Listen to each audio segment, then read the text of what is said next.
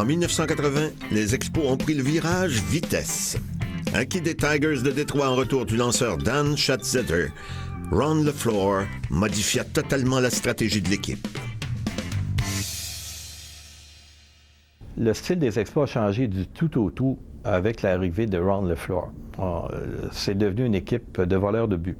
On évoluait sur une surface dure, le gazon synthétique, alors ce qui facilitait les doubles quand la balle était frappée dans les allées. C'était pas facile de frapper des circuits au stade olympique. Alors c'était donc à l'avantage de l'équipe d'avoir des coureurs rapides. L'histoire de Ron LeFlore est peu banale. Condamné à une peine d'emprisonnement pour vol à main armée au début des années 70, il fut découvert en prison par le célèbre Billy Martin, alors gérant des Tigers de Détroit. Après 6 ans dans la Ligue américaine, il fut échangé aux Expos. À sa seule saison à Montréal, il domina la Ligue nationale pour les buts volés avec 97, ce qui constitue toujours le record d'équipe. LeFlore aurait facilement atteint le plateau des 100 larcins, n'eût été d'une blessure en fin de saison. Avec son coéquipier Rodney Scott, ils formaient un duo incroyable. Ils ont volé 160 buts et personne ne semblait pouvoir les arrêter. Les Expos, là, tout le monde courait. C'était l'enfer, tabarouette. L'année de LeFlore, Scott, ça, c'était complètement... moi, j'en revenais pas. C'était 1-0 tout de suite. Là, tu savais que c'était 1-0. Dawson faisait compter des points quand il roulait à l'arrêt-course, c'était 1-0. Après, tu as eu avec Tim Raines, évidemment. Mais la vitesse était intimidante. Puis à ce niveau-là, les équipes ne savaient pas comment se défendre contre les Expos. Il était spectaculaire. À tous les matchs, il nous faisait vivre des moments incroyables. Mais ils ont aussi fait vivre un moment assez spectaculaire à San Francisco. Le match est en après-midi. Le match est à 1h35. Il est 1h20, 1h25. Là, je suis à San Francisco, puis je lis. 1h30. Dick Williams a encore sa formation partante des mains. Il manque 2 joueurs. Il manque LeFlore et Scott. Ils ne sont pas encore arrivés au stade. Fait que là, l'arbitre derrière le match, c'est Bruce Fleming. Bruce, il dit, Dick, qu'est-ce que tu fais? Mais il dit, Bruce, il manque 2 noms. Oui, mais il dit, qu'est-ce que tu fais? Ils disent, à quelle heure le match? J'ai 1h35. Oui, mais peux-tu l'avoir tout de suite? Il dit, 1h35. Je ne sais pas où sont mes joueurs. Là, Bruce Fleming, il dit, t'es pas sérieux? Il dit, je ne sais pas où ils sont. 1h33, qu'est-ce qui arrive entre sur le temps nos 2 joueurs? Dick, il dit, bon, on insère les 2 gars, et on volé des buts, puis on gagné. Il était de même. Le 10 septembre 1980, au Stade olympique, un jeune lanceur recru de 21 ans inscrivait son nom dans le livre des records du baseball majeur. À seulement son 15e départ en carrière, Bill Gullickson retira 18 frappeurs des Cubs de Chicago sur des prises. Ce total représente le plus grand nombre de retraits au bâton par un lanceur des Expos et il fut également détenteur du record du baseball majeur pour un lanceur recru jusqu'en 1998. Premier choix des Expos en juin 1977, Gullickson a terminé son année recrue avec une fiche de 10 gains et 5 revers. En 6 saisons avec les Expos, il compila un dossier de 72 victoires contre 61 défaites, connaissant sa meilleure saison en 1983 alors qu'il remporta 17 matchs. Avant le début de la saison 86, il fut échangé aux Reds de Cincinnati. Le 26 septembre 1980, les Expos se retrouvaient à un demi-match des Phillies de Philadelphie et du premier rang.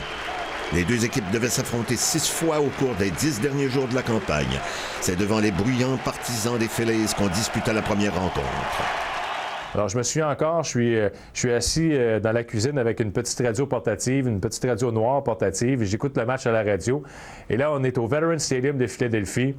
C'est l'égalité 1-1. On garde Palmer au monticule en fin de 9e manche. Le premier frappeur, c'est Blake McBride. Et McBride frappe un circuit en flèche dans la droite, dans l'enclos des releveurs, justement, au champ droit, pour la victoire de 2-1 des Phillies. Je pense que les Expos, à ce moment-là, tombaient à 1 match ou à 2 matchs de la tête et du premier rang. Et malheureusement, c'est le dernier match que j'ai écouté sur cette petite radio parce qu'elle a frappé le mur de la cuisine assez rapidement. Alors, à partir du lendemain, je devais me trouver d'autres moyens d'écouter les Expos. Les Phillies croyaient bien avoir donné le coup de grâce aux Expos à la suite de cette victoire dramatique. Mais les Montréalais, avec en tête Gary Carter, n'avaient pas l'intention de lancer la serviette aussi vite. Au cours des 2 matchs suivants, le receveur des Expos dirigea l'attaque de l'équipe en faisant marquer 5 points à l'aide de 3 coups de circuit. Les Expos remportaient le match du samedi 4-3 grâce à une solide performance de Scott Sanderson, qui avait eu le meilleur sur le toujours dangereux Steve Carlton. Puis le lendemain, le numéro 8 des Expos avait frappé un double et 2 circuits dans un gain de 8-3 face aux Phillies. Au monticule, Steve Rogers avait lancé une partie complète et les Expos quittaient Philadelphie en tête avec une priorité d'un demi-match sur les Phillies. Avec 6 rencontres à disputer, les chances des Expos de remporter un premier championnat étaient très bonnes.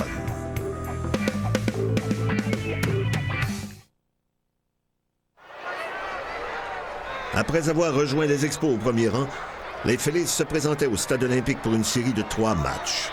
L'équipe qui en gagnerait 2 serait donc couronnée championne de la division Est. Après avoir vu les Phillies remporter le premier match, les Expos devaient absolument remporter les 2 suivants afin d'accéder aux séries d'après-saison. C'est avec plusieurs heures de retard, par une journée froide et pluvieuse, que le match s'était finalement amorcé.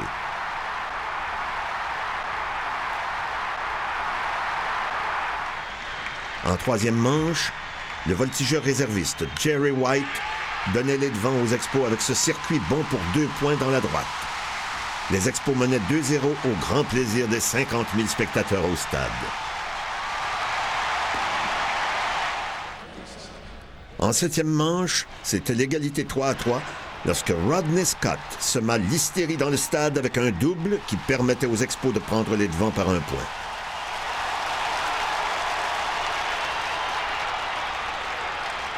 Les Phillies devaient cependant créer l'égalité après 2 retraits en 9e.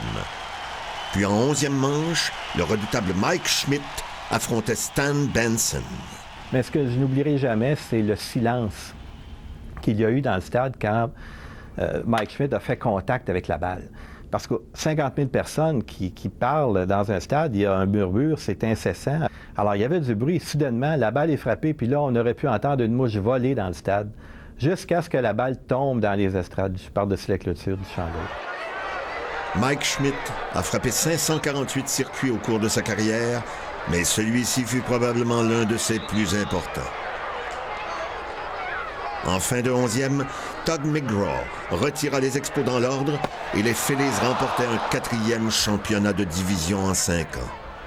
Pour une 2e année de suite, les Expos étaient éliminés lors du dernier week-end de la saison. Un dossier de 90 victoires et 72 revers à un match seulement du premier rang.